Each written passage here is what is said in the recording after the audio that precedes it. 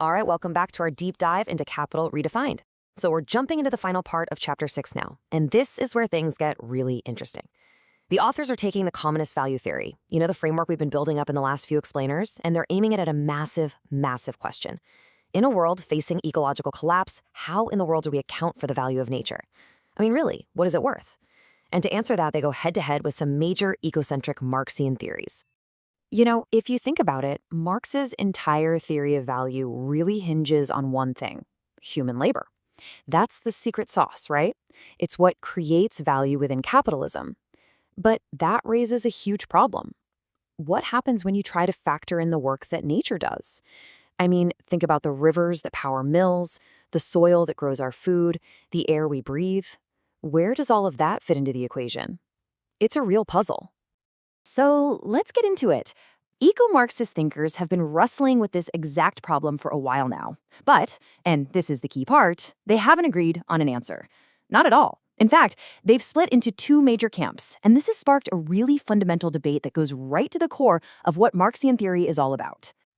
Okay, so on one side of the ring, you've got theorists who are basically saying, hey, the old formula is broken, we need to rewrite it.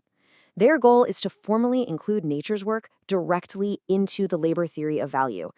But then, on the other side, you've got another group pushing back, saying, whoa, not so fast. They argue that you have to protect the core logic of the theory. For them, nature provides wealth, sure, but it's totally separate from capitalist value, which can only come from labor. Let's look at that first camp. This approach is really championed by the sociologist and historian Jason W. Moore. And he's not just tweaking the theory, he's arguing for a pretty radical reinterpretation. He says we need to stop seeing nature as just some passive backdrop for the economy. Instead, we have to see it as essential, active player in how capitalism actually works. So here's Moore's big idea. He says that capitalism has this built-in survival instinct. To deal with its own constant crises, it's always on the hunt for what he calls the four cheaps. It's this relentless drive to find cheaper labor power, cheaper food, cheaper energy, and cheaper raw materials. And here's the kicker. He argues that capital doesn't just use nature. No, it actively appropriates the unpaid work of everything, from human bodies to entire ecosystems, all to keep its costs down and profit soaring. For Moore, this whole idea of society versus nature is just wrong. He completely rejects that way of thinking. He says, look, capital is actively transforming and, in a way, producing nature to fit its own agenda. He calls this a metabolic shift. It's like a fundamental reengineering of the entire web of life, all designed to make it easier and more efficient to extract profit. Okay, so let's switch gears and look at the other side of this debate. Here you've got thinkers like John Bellamy Foster and Paul Burkett, and their whole approach is different. They're all about preserving the classical Marxian framework. They basically say, look, we don't need to reinvent the wheel. The original tools Marx gave us are powerful enough to understand the ecological crisis we're in. And they are really strict about sticking to Marx's original distinctions. For them, you've got two different things. You've got use value, which is just how useful something is. So a river has immense use value, right? It gives us water, irrigates fields, generates power. It's a source of real wealth. But, and this is the important part, for them, it does not create capitalist exchange value. That, they argue, can only come from one thing: commodified human labor. So this leads to their key concept, what they call the metabolic rift. The really crucial point for this camp is that capitalism's biggest sin isn't that it puts the wrong price tag on nature. The problem is way deeper, way more fundamental than that.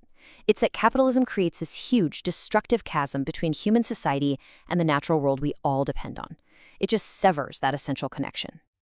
Now, this is where the authors of Capital Redefined step back in. They've been watching this fascinating back and forth, this debate between the two camps, and then they drop a bomb. They pose a really powerful question that basically challenges the entire foundation of both arguments. What if, they ask, both of these approaches are actually trapped? What if, despite looking like total opposites, they're both stuck inside the very logic they're trying to critique? The authors suggest that both theories ultimately fail because they just can't break free from the capitalist framework.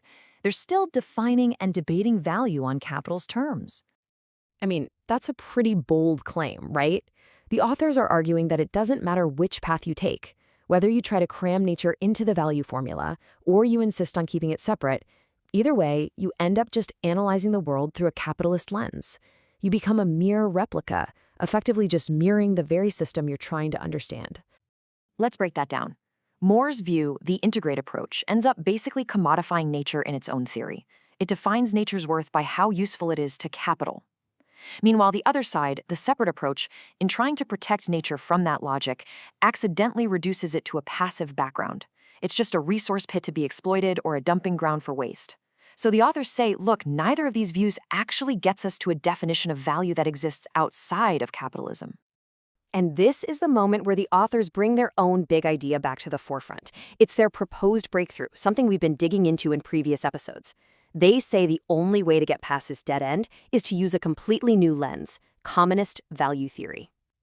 So what's the core idea here? It's all about contrasting two totally different kinds of value. First, you have what they call fetish value. Think of this as capitalist value. It's abstract, it's driven by the market, it's all about exchange. Then you have true value, and true value is everything that gets destroyed or ignored in the pursuit of fetish value. It's rooted in things like healthy ecosystems, strong communities, genuine social bonds, all the stuff that has immense value way beyond a price tag. And the whole theory really zeroes in on one key process, decommodification.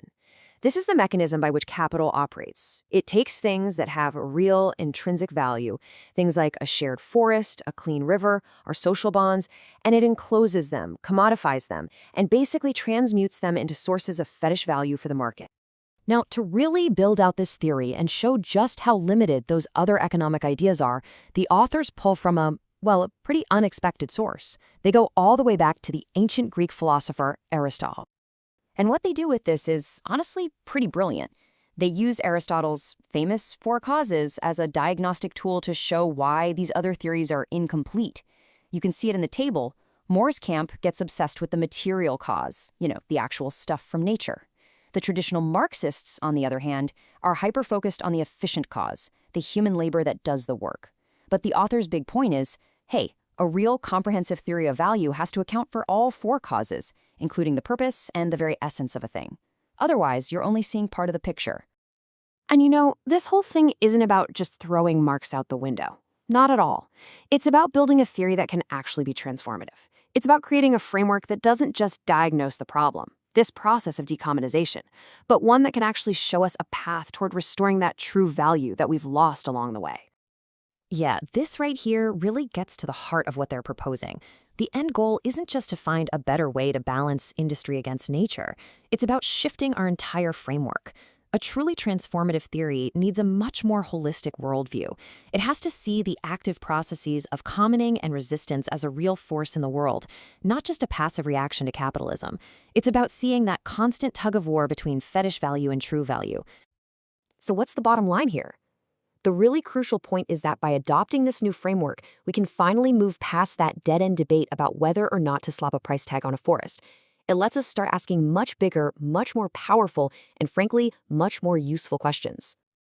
And that's the real challenge this reframing leaves us with. It pushes us to stop looking for value in market prices and start looking for it in the health of our communities, our relationships, and our ecosystems. It forces us to ask, where does this true value still exist in the world today? And maybe most importantly, what can we do to protect and restore it? That's a really provocative thought to carry with us as we wrap up this part of the chapter.